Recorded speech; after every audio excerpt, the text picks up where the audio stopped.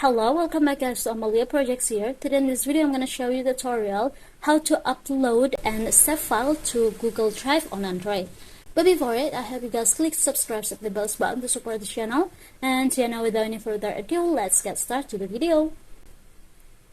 Well guys, firstly here of course you just have to make sure that your phone is already connected to the internet by Wi-Fi or by mobile data like this. And now go ahead to your Google Drive applications, and if you want to upload or save the file from the phone to the Google Drive, you just have to tap on this plus icon.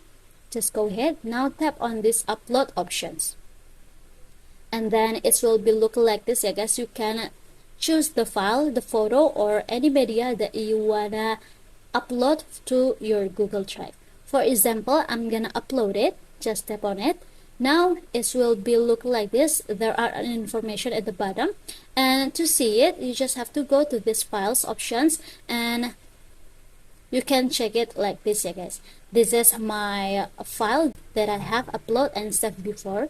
So yeah, I think it's enough from me. Thank you for watching this video. Don't forget to leave your like and comments below, and I'll see you soon on the next one. Goodbye.